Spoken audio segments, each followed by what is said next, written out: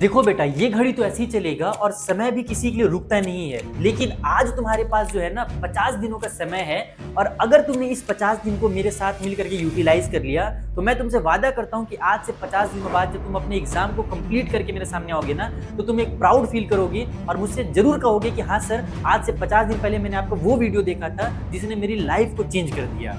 आज की वीडियो की शुरुआत मैं तुम्हें एक कहानी सुना करके करूंगा।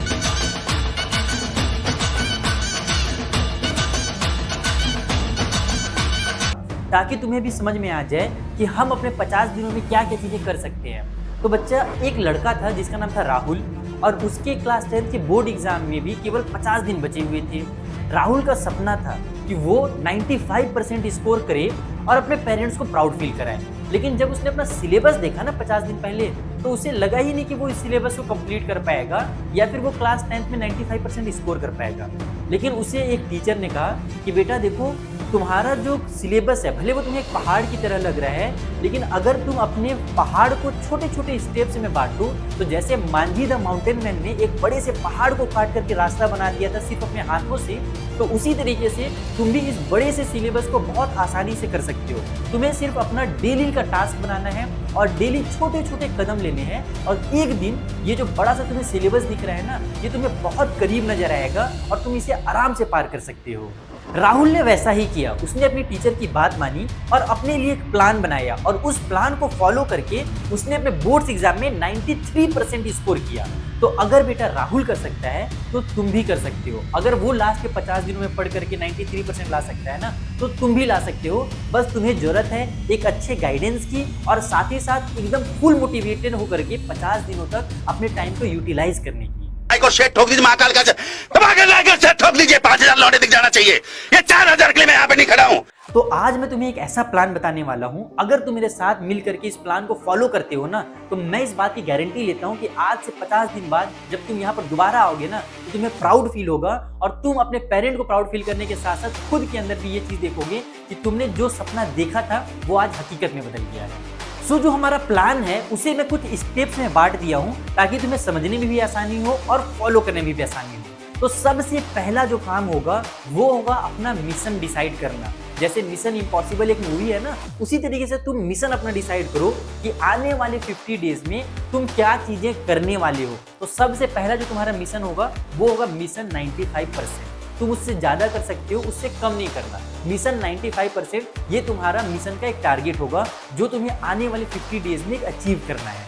स्टेप नंबर 2 में हम अपने 50 दिन को 2 पार्ट्स में बांटेंगे और यहाँ पर डिसाइड करेंगे कि हमारे जो 50 दिन का प्लान है ना वो क्या है।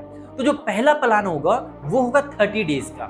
30 डेज के अंदर हमें अपने सारे सब्जेक्ट्स को कंप्लीट करना है, और उसको पढ़ने के मैं कुछ स्टेप्स बताऊंगा। तुम्हें क्या करना कि दोपहर के समय और सुबह के समय अपने जो कॉन्सेप्ट वाले प्रैक्टिकल वाले जो हमारे सब्जेक्ट्स होते हैं, लाइक मैथ्स हो गए, साइंस हो गया, ये तुम्हें पढ़ना है।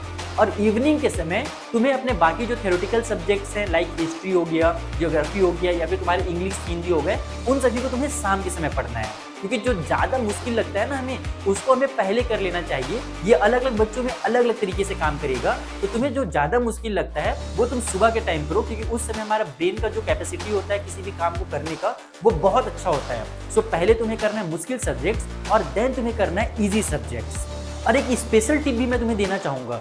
जैसे ही तुम रात में बेड में सोने जाओ ना, तो अपने आप से एक सवाल हर रात पूछना कि आज मैंने क्या सीखा और कल मुझे क्या करना है। मेरे साथ रिपीट करो कि हमें क्या कहना है, आज मैंने क्या सीखा और कल मुझे क्या करना है। तो जब तुम इन चीजों पर फोकस करोगे ना, तो तुम्हें पूरा दिन भर का याद रहेगा कि मैंने पूरा दिन अपना वेस्ट नहीं किया, मैंने ये चीजें सीखी हैं। और कल का तुम्हारा प्लान भी वहीं से स्टार्ट हो जाएगा, जो कि बहुत ज्यादा जरूरी होता है स्टूडेंट लाइफ में। A few moments later. प्यारे बच्चों, 10th तो हम पास कर ही लेंगे, लेकिन 10th के बाद फिर क्या करना है? ये जो क्या वाला क्वेश्चन है ना, ये बहुत सारे बच्चों का सर खा जाता है। बहुत सारे बच्चे भेड़ चाल की तरह चलते रहते हैं कि बस मुझे IIT में जाना है, नीट निकालना है, बस यही सारी चीज़ों में बच्चे फोकस रहते हैं। लेकिन हमारे सामने बहुत सारे ऐसी स्किल्स हैं, बहुत सारे ऐसे कैरियर ऑप्शंस हैं जहाँ पर हम जा करके ना उससे ज़्यादा अर्न कर सकते हैं और उससे ज़्यादा खुद के ऊपर ग्रोथ कर सकते हैं। लेकिन बच्चों को पता ही नहीं रहता है कि वो क्या क्या चीज़ें कर सकते हैं। तो इसका सबसे आसान तरीका अनअकैडमी ने निकाला है। उसने एक वेबसाइट डिजाइन की है जो कि मुझे बहुत ज़्यादा पसंद आया पर्सनली। उसमें तुम्हें जा करके सिंपल से कुछ क्वेश्चंस के आंसर करने हैं, लाइक तुम्हें क्या पसंद है, तुम्हारा स्कोर कहाँ पर अच्छा आता है, तुम किस समय ज़्यादा एक्टिव रहते हो, किस समय तुम लेजी रहते हो। बहुत सारे मज़ेदार क्वेश्चंस हैं, तुम उन क्वेश्चंस का आंसर करो, तुम्हें एक स्कोर देखने को मिलेगा उसके बाद, और उस स्कोर के अकॉर्डिंग तुमको बहुत सारे सजेशंस मिलेंगे कि तुम किस किस फील्ड में जा सकते हो, कौन कौन सी स्ट्रीम्स जो है ना वो तुम क्लास 10 के बाद चुन सकते हो। तो तुम लोग जरूर उसे ज्वाइन करना। उस वेबसाइट में जाओ, मैंने डिस्क्रिप्शन बॉक्स में लिंक दे दिया है, और सिंपली कुछ क्वेश्चंस के आंसर करो और चेक करो कि तुम्हारे लिए जो परफेक्ट स्ट्रीम है वो क्या हो सकता है। और जब ये 30 दिन का समय खत्म हो जाए और तुम अपने सारे सब्जेक्ट्स कंप्लीट कर लो, देन जो लास्ट के 20 दिन बचे रहेंगे वो सिर्फ और सिर्फ तुम्हारा रिवीजन टाइम होगा।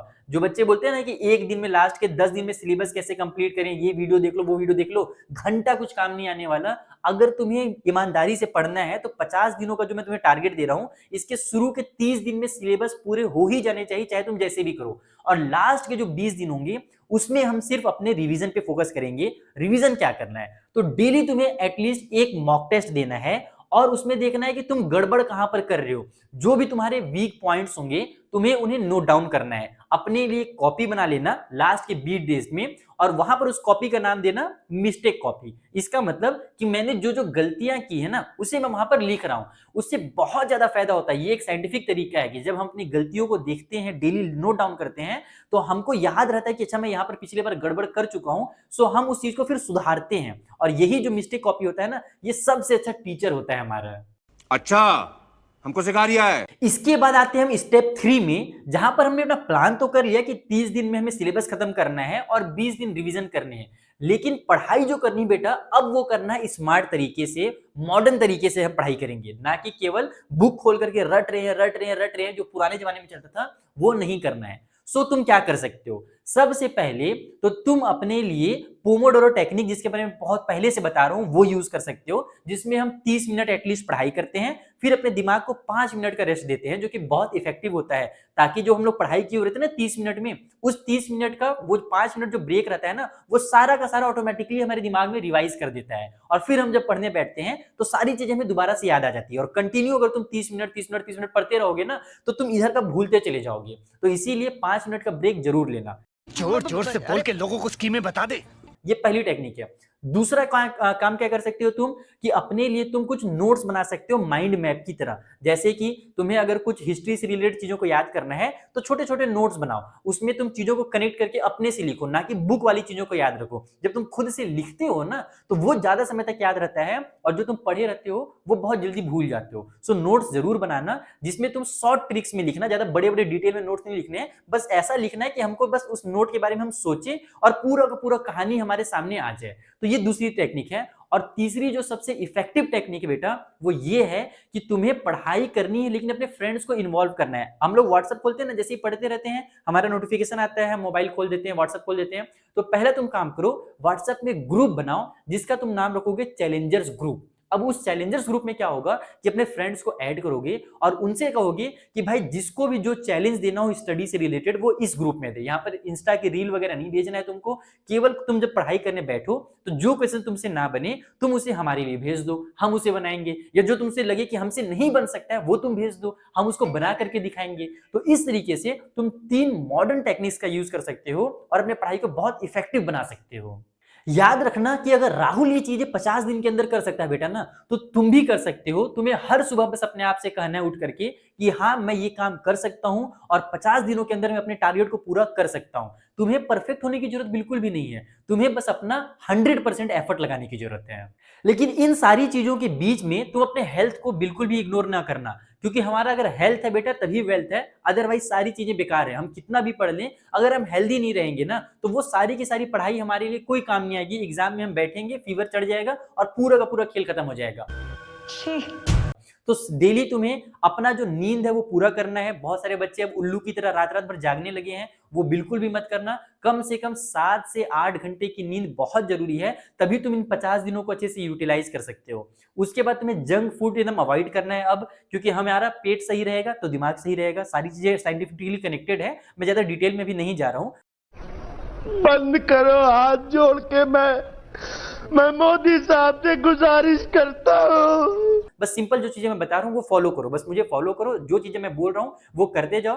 50 दिन बाद आकर के मुझे तुम थैंक यू जरूर बोलोगे। सो तुम्हें जंक फूड नहीं खाना है, हेल्दी फूड्स खाने पे ध्यान देना है, और डेली एटलीस्ट 30 मिनट तुम्हें ग्राउंड में जाकर के खेलना है, टहलना है, जो करना चाहो करो, बस एक्टिविटी करना है कम से कम 30 मिनट। 1 घंटा भी कर सकते हो चाहो तो, नहीं तो 30 मिनट तो करना ही करना है फिजिकल एक्टिविटी। उससे तुम अपने इन्वायरमेंट से कनेक्ट रहोगे। तो जैसे जैसे इन्वायरमेंट चेंज होता है ना, अचानक से हम जब अपने रूम से निकलते हैं बाहर ना, तो तबीयत खराब होने लगता है। लेकिन हम सुबह डेली जाकर के अगर इन्वायरमेंट से कनेक्टेड हैं, हमको पता है, हमारे बॉडी को पता है कि बाहर का टेम्परेचर क्या है, मौसम कैसे कैसे चेंज हो रहा है, अगर हमारे बॉडी को उस चीज की आदत हो जाती है तो वो जल्दी से बीमार नहीं पड़ता है। तो ये सारी चीजें भी तुम्हें करनी है ताकि तुम अपने काम को आसान कर सको।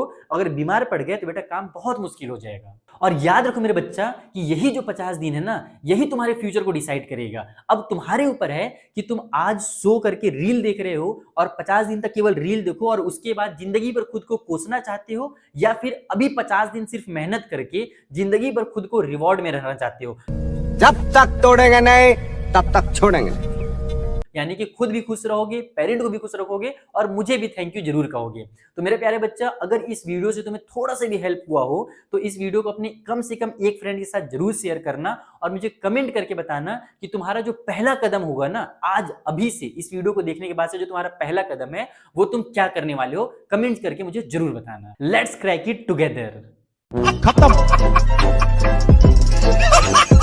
Bye bye, tata, good bye, गया।